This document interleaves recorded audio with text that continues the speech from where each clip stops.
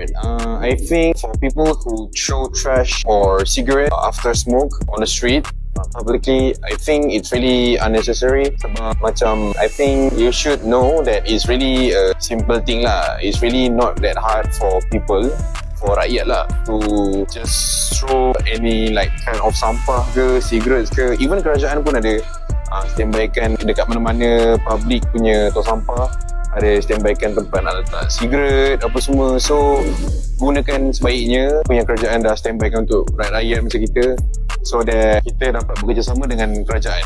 And benda yang penting sekali right now for this year, especially tahun ni 2026, kerajaan akan denda untuk orang yang membuang sampah merata-rata.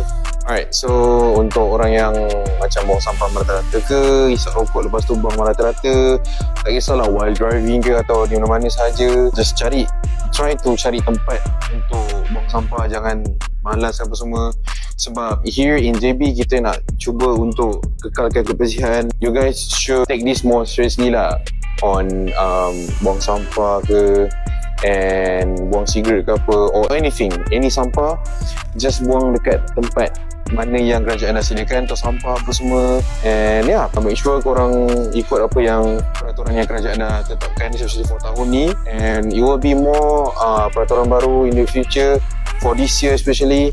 So korang ikut and make sure to not buang sampah merata-rata and buang cigarette merata-rata after you smoke. Kalau korang tak nak kena denda 2,000 lah. Kalau korang nak kena, korang buat lah.